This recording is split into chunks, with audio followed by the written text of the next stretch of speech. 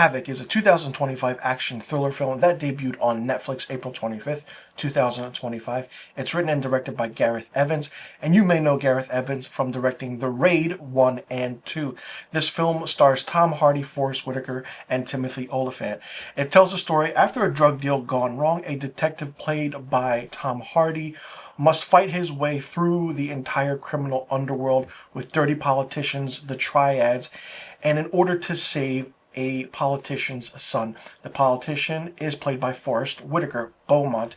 And then it unravels a crazy deception, corruption, lies, who did what, who was behind it all, and it's just absolutely crazy. The action scenes in this, I will say, that are kind of two big action scenes. There's a club scene and there's the end cabin scene. Gareth Evans is known for his over-the-top crazy action scenes, and that fits the mold in this film. The movie starts off with a gang of thieves where we see Charlie, Mia, Johnny, and Wes kind of stealing a batch of washing machines that have cocaine in it. All the while, they are being pursued by Vincent, Hayes, Jake, and Cortez, and kind of a group of narcotics squad detectives. And then we see the unraveling of the events. We see Vincent and his crew kind of go to the triads, and then they just blast the triads away. The triads think Beaumont's son is the one behind it all. And then it's like, okay, and then Tom Hardy is in the middle of it. It's just an insane way of having everything. And not only that, we see Ellie, Detective Chung, or Officer Chung, played by Jessie May Lee, who is a kind of a rookie or the partner to Tom Hardy's character. Tom Hardy's character is just laid back, nonchalant, funny at times, and really, really interesting and so well done. And the villains in this are very one note. You think it's someone and then it's not, and then it's like, oh, they're all villains in this because the entire city, town, it's all corrupted. The acting? Maybe. Okay, just a little maybe.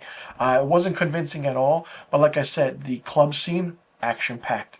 Really, really well done. Just the craziness, the gunfire scenes, and I'm just like, what is actually happening?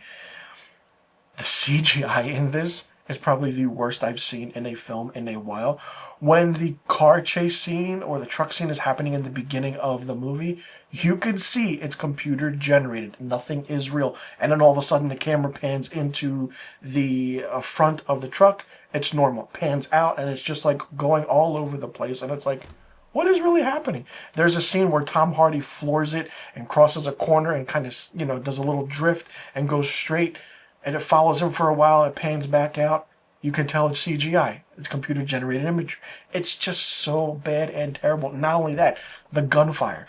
There's a moment where one of the triad villains, bad guys, kind of puts a silencer on a gun and goes to shoot someone. And then when he does that, it just rapid-fire shooting. I'm like, wait a minute, what's the point of the silencer then?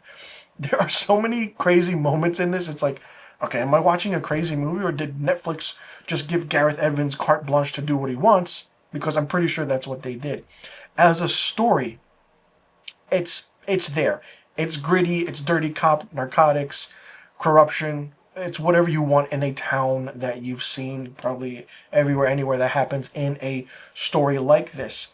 The action was the best part. The action was the best part in this. And the two scenes, great.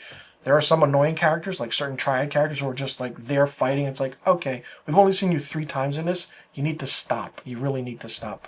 But how everything conspires at the end, the big, Mexican standoff in the end, it's like, whew, wow. It's like, okay, all right. Forest Whitaker is not in it as much. Tom Hardy is the main focus. Timothy Olyphant is not really in it that much. It's just like, oh, okay, Netflix, here's so much money and write and direct it, and there you go.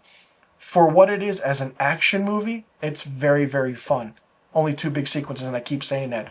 Other than that, you'll notice that it'll be like, wow, this is weird, this is interesting. But it has that Gareth Evans feel to it because it's The Raid. When you see certain things, it's The Raid. Great to see Tom Hardy in an action film, but this could have been way better than it should have been. At the end, my favorite character turned out to be Officer Ellie, Tom Hardy character's partner, Jessie May Lee, who was really, really great. She's not really focused on as much, but then near the end, she really knows what she's doing. All in all, I mean, I'll leave it up to you what you think about Havoc. But it's one of those, if you want to watch an action thriller to pass the time, it's an hour and 47 minutes. Watch Havoc. If not, then just skip it. But if you want to see how crazy the CGI is and how crazy the gunfire is, with where they only, kind of reload once every or like 20, 30 rounds or whatever, I don't know what it is, then watch this movie. For me, Havoc gets 2 out of 5 film reels.